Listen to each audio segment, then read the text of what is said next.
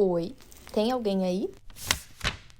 Estava eu rolando For You do Twitter enquanto exporto o primeiro episódio deste podcast maravilhoso e me deparo com uma discussão que, assim, já revira os olhos tanto porque já não aguento mais algumas discussões do mundo literário. Mas essa daqui eu achei pertinente porque nesse podcast a gente vai trazer à tona coisas que eu tinha preguiça de trazer à tona ou que eu tinha medo de trazer à tona. Então, assim, estou me desafiando, mostrar uma outra faceta minha. Eu acredito que por aqui eu tenho mais controle da minha voz, das palavras que eu uso, e como comunicadora eu acredito que eu tenho muito mais sucesso com a informação do que em vídeo, porque vídeo eu tenho que ficar olhando pra câmera, eu tenho que estar com uma roupa e aí eu tô suando e aí a câmera tá acabando a bateria e assim, é toda uma questão. E depois de editar os primeiros episódios eu vi que eu tô gostando bastante, espero que vocês tenham gostado bastante também, porque é uma coisa que tá me trazendo muito prazer. E vamos começar um diálogo aqui. Ai, gente, senta que vai lá, vem a polêmica. Enfim, primeiro marco dessa conversa que vai ter vários dobramentos. Primeiro é uma pessoa específica que eu não vou citar o nome aqui,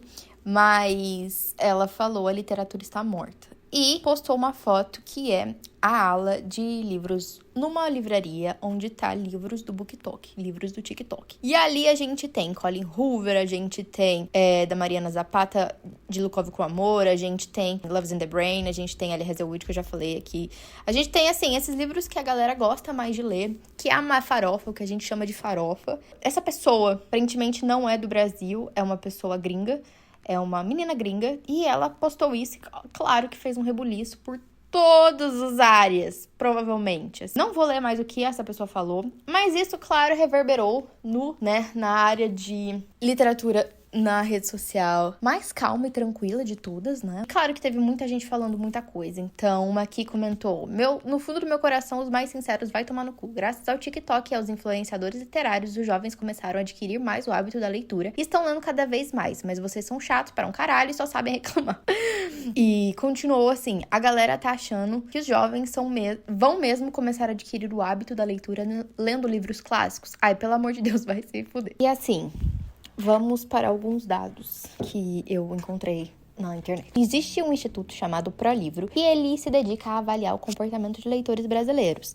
Então, essa pesquisa, contribui para discutir a questão de como estão os leitores do nosso país. E o estudo de 2020 apontou que o número de leitores caiu de 56% para 52%, totalizando 4,6 milhões. Ele fala que de 2015 a 2019, o país perdeu cerca de, aquele número 4,6 milhões de leitores, e boa parte deles na faixa etária de 14 a 17 anos e de 18 a 24. Que, quando eu vejo os números tanto do meu canal no YouTube, quanto no meu canal no TikTok, quando o canal, assim, das pessoas do mesmo nicho que eu, que fala de livros na internet, a maior parte do nosso público é essa. É dos 14 aos 25 anos. É onde as pessoas estão na escola e tem mais tempo pra ler, porque o que eu mais ouço, principalmente dos meus amigos, é que começa o mercado de trabalho e simplesmente não encontra mais tempo pra nada, não encontra tempo pra ler, e é realmente mais difícil. E muitas pessoas que eram leitores na adolescência, na escola, meio que vão perdendo o hábito de leitura conforme vai chegar a vida adulta. Então são poucas pessoas que eram leitores na adolescência que eu conheço que continuaram o hábito da leitura na vida adulta. E assim, quando a gente vai pensar no perfil do leitor brasileiro, eu acho que a gente tem que levar em conta também a nossa história. Eu não posso falar sobre o país da primeira pessoa lá que postou aquele tweet com a foto e falando que a literatura tá morta. Não sei o país que ela mora, não sei como é que funciona, mas o Brasil a gente tem que levar em conta a nossa história, Pra falar sobre de onde a gente tá, a gente tem que saber de onde que a gente veio. E o Brasil, ele é um país colonizado, e quando você estuda a história da comunicação no Brasil, você sabe que, por muito tempo, as pessoas não tiveram acesso às tecnologias em voga. Por exemplo, a história da comunicação começou jornal, do jornal passou para o rádio, do rádio passou para a televisão, da televisão passou para a internet. O Brasil, ele tinha uma população, na sua maioria, não letrada. Então, as pessoas não sabiam ler. Os jornais e as revistas eram apenas para as pessoas mais ricas. Isso sempre foi. Só que no Brasil, a esmagadora maioria não era letrada. E aconteceu também que o Brasil, os meios de comunicações passaram direto para o rádio e para a televisão. Então, no Brasil, o rádio e a televisão sempre foi muito, muito forte. porque foi primeiros contatos que as pessoas, no geral, tiveram com a informação e é muito mais fácil para qualquer um ouvir a notícia pelo rádio ou assistir pela televisão. É mais acessível quando você é uma pessoa analfabeta. Então, no Brasil, a gente nunca teve o histórico, sabe assim, da população no geral de ler. E ler é um hábito, ler precisa de estímulo. Leitura, hoje em dia, pode se considerar até que um hobby, porque não é barato, não é fácil e precisa de... Eu acredito que precisa de algumas habilidades estão se perdendo hoje em dia, principalmente pelo mediatismo, como a atenção focada. Claro que vai ter ali os alecrins dourados que vão começar a ler Kafka e vai ler Tolstói com 3 anos de idade, começar a ler assim, Ilíada, mas não é assim que o geral lê. Não dá pra colocar esses alecrins dourados como norma, tá? Então, se você começou a ler com clássico, meu parabéns. Mas não é todo mundo e você não é régua geral. Então, a gente pega esse país que nunca teve pessoas, na sua maioria, letradas, pessoas que nunca tiveram o hábito de ler. Pensa só, por exemplo, nas casas das suas avós, a casa dos seus antepassados. Quantos deles tinham algum livro? Quantos deles tinham algum material de leitura? Seja uma revista, seja um jornal. A grande esmagadora maioria que tem esse histórico familiar são pessoas que participaram pelo menos da classe média para cima. Só de você pensar também quais são os avós de quem que tiveram ensino superior, sabe? A maioria das pessoas eram até a 4ª série, porque era até ali que tinha um estudo para eles irem. Então, a maioria das pessoas, primeiro, que não tinha acesso à educação, segundo, era muito restrito, era até a 4ª série, era até a 3ª série, aí as pessoas ainda tinham que sair para trabalhar, não dava para continuar estudo. Então, a gente tem que pensar também nessa bagagem que a gente tem. Também tem o advento da internet, né? Então, eu acho que de 2015 a 2019 teve também o acesso mais fácil da população em geral para os celulares. Então, a gente teve um boom muito grande de smartphones. Então, a gente tem ali as crianças que já começaram com o celular na mão. Elas já nasceram na era da internet mesmo, sim. Então, acho interessante a gente levantar esses pontos. Se você tem mais alguma coisa para acrescentar nesse discurso, se eu falei alguma coisa, manda mensagem para mim. Adoro receber o feedback de vocês, por favor. A gente já estabeleceu esse ponto, que o brasileiro não tem na história de incentivo à leitura. É uma coisa assim, os professores têm que ser gladiadores para conseguir fazer os alunos se manterem na escola, reter conhecimento. E também isso me leva a outro ponto que já foi discussão também na internet por muitas vezes, muitas pessoas, que é, o meu professor de literatura da 4ª série me botou pra ler Camões, e claro que eu não ia gostar de ter o hábito de leitura, porque eu tenho que ler Machado de Assis com 12 anos, e isso não vai me despertar o amor pela leitura. Então, meu jovem querido, meu pequeno gafanhoto, o seu professor de literatura não tem o dever de te dar incentivo para você ter o hábito de leitura. O papel dele é te ensinar. Então, ele vai apresentar os autores clássicos, ele vai apresentar os autores nacionais que foram relevantes e que tiveram impacto social na língua portuguesa. Ele não vai pegar você pela mão e te dar um livro da Colleen Hoover e falar, olha só, vamos ler e tal. Alguns professores que fazem isso, sim, guerreiros, estão de parabéns. Mas esse não é o papel do professor. O papel do professor de educação física também não é fazer você se apaixonar por, beisebol e fazer você seguir carreira como beisebol. Ele vai te apresentar, deveria pelo menos, né? Apresentar os esportes e te ensinar essas coisas. Então, às vezes a gente tem umas expectativas que não condiz com a realidade, com o que deveriam. A escola você tá para estudar, para aprender, não para ter essa coisa de vamos ler os livros de jovens adultos para amar a leitura e tal. Não, isso acontece principalmente quando você tá ensinando uma criança a ler. Esse tipo de incentivo começa na base ali. Então, professores mostrando historinhas, daí entra Monteiro Lobato e essas coisas todas. O incentivo à leitura não vai começar na escola quando você já tá no ensino médio. Isso não existe. Tinha que começar mais na base. Claro que também tem outras questões, mas só tô levantando isso aqui porque tem muita gente que tem a impressão errada e que culpa todos os professores. Não é meio que assim, sabe? Tem esse assunto aí também.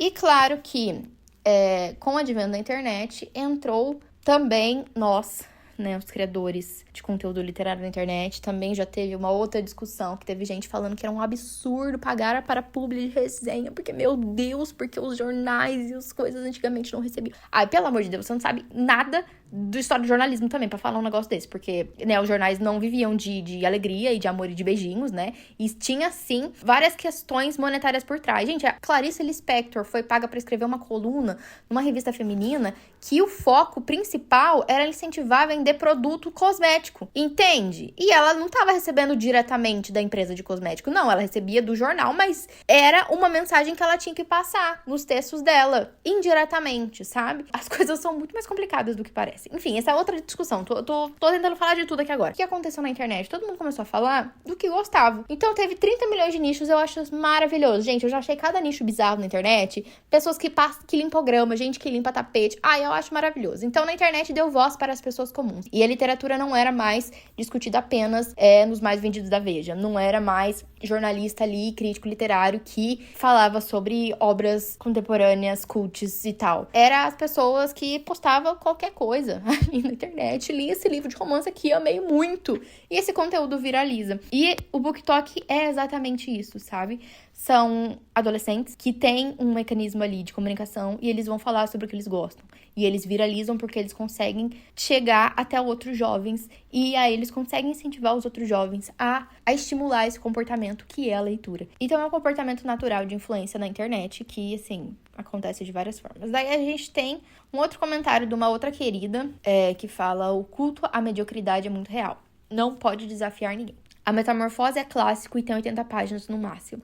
Júlio Verne é facílimo de entender. As pessoas acham que vão abrir um livro clássico e que vai ler em latim. Toda leitura é enriquecedora, ainda que algumas bem pouco, né? Mas abrir o leque faz parte e é normal evoluir. Mas não é normal ler seu livro preferido de quando você tinha 12 anos com 20 e achar o máximo. Mas cada um com seus problemas, vocês leitores da Colin Hoover que se lascam. E uma coisa sobre livros que muita gente parece esquecer é que leitura e livros é um meio para um fim, é um meio de comunicação. Então, não é porque você lê 200 milhões de livros que você vai ter mais sabedoria ou que você vai ter mais conhecimento do que outras pessoas que optam por outros meios de comunicação para adquirir informação. Claro que, se for comparar, né, nichos por nichos, então, assistir novela e ler livro de romance, pra mim é semelhante, sabe? A leitura é um meio para um fim.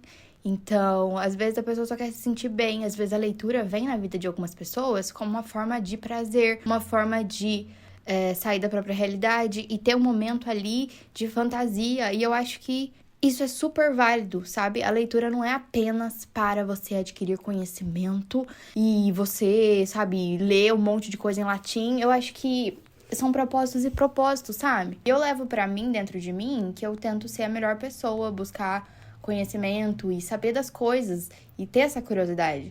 Mas até a curiosidade e essa ânsia de saber, essa ânsia de querer saber, também é uma coisa ensinada. Então, se uma criança, se uma pessoa desde pequena não tem estímulos e introduções para buscar o conhecimento, buscar estudar, ela não vai levar isso para a vida adulta. Se uma criança que é super curiosa, mas tem sua curiosidade podada na infância, ela não vai desenvolver isso na vida adulta, sabe? Então, ela não vai buscar nos meios de comunicação uma forma de aprender. Às vezes a gente esquece o que o livro é. Livro é um amontoado de palavras para você ler, sabe? Não é ali que vai ter todas as informações do universo. Às vezes você vai absorver mais informações assistindo um documentário, às vezes você vai absorver mais informações conversando com alguém, ouvindo alguém, ou assistindo alguma coisa, ou tendo uma experiência. Acho que entra naquela mesma questão de que tem gente que acha que ouvir audiobook não é ler. Existem várias formas de absorver esse conhecimento.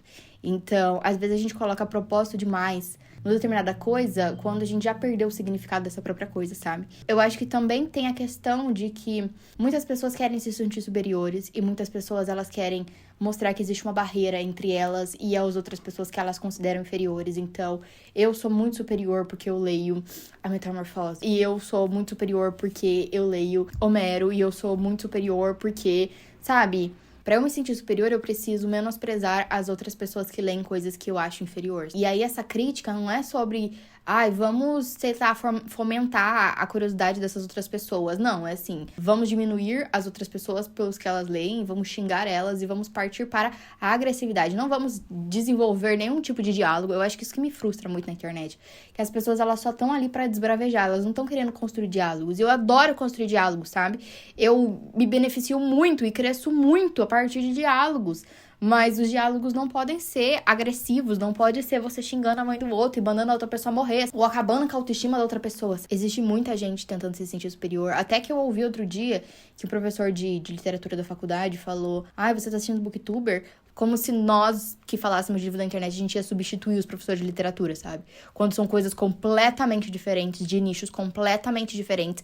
Na internet eu tô falando sobre o que eu gosto, tentando incentivar as pessoas a consumir o que eu gosto, sabe? É isso. Eu não tô aqui pra ensinar literatura, sabe? Eu não tô aqui pra fazer as pessoas entrarem no curso de letras e literatura, sabe? Não é esse o propósito. Muitas pessoas cobram determinadas coisas quando é descabido aquele tipo de cobrança. O brasileiro carece de interpretação também. Então não é só você aprender a ler, você tem que aprender a decodificar o significado daquela frase que você leu. E o que mais tem é o que eles chamam de analfabeto funcional, que sabe ler, sabe escrever o próprio nome, mas não sabe interpretar. Gente, em diversas questões, sabe? Já tive com uma professora de ensino, para jovens, e não conseguia interpretar uma coisa básica, e era uma professora, sabe?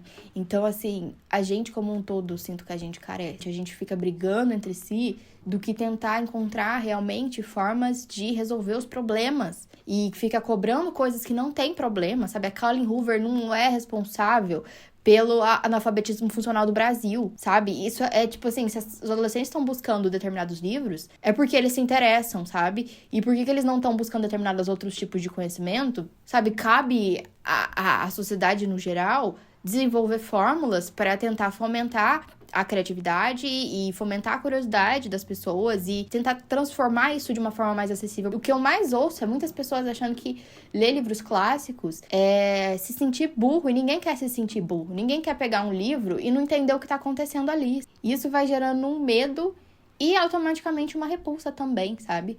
E eu falo isso por mim mesma. Gente, eu comecei a ler com Crepúsculo. Eu era horrível em gramática. Eu escrevia tudo errado. Eu era péssima em português. Eu era péssima. Eu lembro, depois que eu comecei a ler Crepúsculo, a minha professora de português na época falou: nossa, a Beatriz tá escrevendo muito... Falou pra sala inteira: a Beatriz tá escrevendo muito melhor porque ela começou a ler mais. E eu vejo textos que eu escrevia antigamente e, assim, erros absurdos, sabe? E muitos livros que eu tentei ler antigamente e eu não entendia. E eu só fui entender depois. Quantas vezes eu tentei ler Machado de Assis e, na minha humildade, eu venho falar pra vocês que eu não entendia. Eu tinha que ler várias e várias e várias vezes porque eu não entendia. E ainda demandou um esforço meu, sabe? Demandou, tipo... Uma questão mental de eu não sou burra porque eu não tô entendendo isso aqui. É que eu ainda não atingi a capacidade de entender isso aqui, mas não é porque eu não vou conseguir nunca. Demandou esforço, demandou paciência, demandou foco, demandou principalmente a ânsia de curiosidade de saber o que é aquilo ali. Vamos ler isso aqui, ver qual que é essa questão, sabe? São vários pontos que eu acho que o ser humano tem que ter dentro de si pra chegar num nível que esses grandes intelectuais que só ficam apontando o dedo, criticando, não levam em conta. Que não é do nada que surge um leitor, não é do nada ali, vamos ali, de repente plantei ali um feijão e nasceu leitores que estão ali lendo e lendo e lendo. Nossa, leem textos arcaicos, sabe? Não é assim. Como que se cria um leitor? Isso é um reflexo da sociedade. E também tem o valor dos livros que tá aumentando cada dia mais, e bibliotecas fechando, livrarias fechando. Gente, é um caos, assim. Eu acho que essas discussões, será que elas levam para algum lugar? Será que ficar brigando, aqui ó, 10 mil curtidas uma coisa, a outra coisa ali tem 25 mil curtidas, isso leva para algum lugar? Isso vai alcançar mais leitores? Isso vai fazer alguém? Talvez, será que alguém, uma pessoa que leu isso aqui, ela fechou o aplicativo, pegou um Kafka para ler a Metamorfose? Às vezes eu acho que a gente gasta muito tempo brigando na internet por umas coisas que não tem nenhum tipo de efeito na vida real, sabe? Então, a gente tá brigando aqui entre nós. É basicamente isso. Então, aqui tem uma leitora que lê livro clássico, a outra leitora que lê livro mais popular, e estão brigando, e a gente fica brigando, e é uma coisa que eu tenho muita raiva no meio literário, que eu sinto que, não só no meio literário, mas tem outros nichos também, que deveriam se unir mais para ter forças maiores para reivindicar coisas que é do bem comum ali, do nicho. Só que perde tempo brigando. fica um brigando com o outro, e no final o preço do livro tá aumentando, no final livrarias estão fechando, no final as pessoas não vão ler mesmo, no final eles vão ficar no TikTok vendo GQ fazendo dancinha, no final é isso, sabe? Vai mudar alguma coisa? Eu sei lá o que tá acontecendo também. Eu fui numa biblioteca doar livros, porque eu dou muito livro. Então, eu já doei muito, muito, muito livro. E eu não faço essas doações assim, tipo, ai, gente, olha só como eu doei. Sabe, eu faço às vezes no silêncio. Porque às vezes também eu não tenho paciência pra ficar gravando vlog, sabe? Mas enfim, já doei livros pra você ter ideia, pra você doar também. Lugares de reabilitação de jovens infratores. Doei também bibliotecas pequenas de assentamento sem terra. Doei também para escolas municipais, escolas estaduais. Sabe assim, doei pra bibliotecas municipais também. Qualquer biblioteca. Gente, olha, real aqui, assim, Londrina está bem abastecida pelas minhas situações. Mas eu sei que não é suficiente. Eu fui visitar uma biblioteca que era de uma escola que eu estudei. E eu lembro que quando eu estudava lá, tinha alguns determinados livros, porque eu guardo na memória, sabe? Você que é leitor, eu tenho certeza que você pode viver 50 anos, que às vezes você vai lembrar do livro que tinha na biblioteca. Porque você passou um tempão lá e você ficou vendo os livros, e era aquilo ali que tinha. E aí, obviamente, você vai guardar na cabeça, porque eu sou assim também. E quando eu cheguei nessa biblioteca, eu fui procurar os livros, porque tinha um livro específico da Alice no País das Maravilhas que eu queria muito, muito, muito ele, porque depois eu tive que procurar horrores pra encontrar aquele livro, e os livros não estavam lá. Os livros sumiram. O que aconteceu com os livros? Perguntei pro diretor, perguntei pro bibliotecário, não tinha nem bibliotecária, gente. E aí eu fiquei, gente, cadê os livros aqui? Doei alguns livros, mas eu ainda fiquei com a sensação de, gente, o que aconteceu aqui? Não sei, alguém tem uma resposta? Por que os livros sumiram? E foi uma questão, assim, de, sei lá, 5, 7 anos ali, essa margem de tempo ali, os livros sumiram. Daí só tinha livro didático, não tinha um livro de literatura. Onde que vai parar o livro da Alice País Maravilhas, gente? Tem algumas outras bibliotecas que têm bibliotecárias, e a escola mesmo tem esse trabalho de incentivo à leitura, onde a bibliotecária, junto às vezes com a professora de português, vamos fazer um trabalho sobre livros, e daí todo mundo lê um livro e faz a prova, sabe, umas coisas assim. Tem algumas escolas que têm esse incentivo maior aos alunos lerem do que outras, mas eu acho que isso parte muito mais dos profissionais que trabalham nessa escola, e também se a escola tem a infraestrutura para oferecer esses livros aos alunos. Porque pensa, às vezes uma escola tem 900 alunos, vai ter 900 livros, sabe assim? Às vezes, e os livros, como eles são emprestados regularmente, às vezes, os livros vão, sabe, se danificando e vai ter que ser substituídos sempre. Então, às vezes, você, para ter uma coleção do Harry Potter numa escola, tem que ter quantos exemplares de cada livro daquele. E quanto tempo dura cada livro. Porque vai passando de mão em mão, cada um leva pra casa, vai ler um pouco. O livro vai se destruindo automaticamente. E não é um negócio de tipo, ele fez de propósito. Não, gente. Ele prestou, ele leu e o livro vai se desfazendo. Então vai ter que ser substituído. E que dinheiro que as escolas têm, sabe? Então, é tanta questão. E eu só queria, de verdade, que a gente parasse de brigar com pessoas semelhantes a nós, do mesmo nicho, que já tá fudido. A gente tá no navio do Titanic afundando. Se a gente continuar brigando entre si, sabe assim? Que propósito? Qual é o propósito, sabe? Vai um ofende o outro, daí um fica puto com o outro, daí fica todo mundo brigando. Isso entra em várias situações, sabe? Na internet, principalmente de nichos pequenos, assim. E eu queria terminar esse podcast com uma mensagem de carinho. Você, leitor, é um guerreirinho, sabe? Se você leu um livro esse ano, você é um guerreirinho. Se você leu 2 livros ano passado, você é um guerreirinho. Porque somos poucos, tá? E a gente tá lutando contra a maré aqui. Eu acho que cada leitor importa no momento que a gente vive. Não é por causa disso que outras questões também deviam deixar de ser pensadas. Só que com menos agressividade, talvez.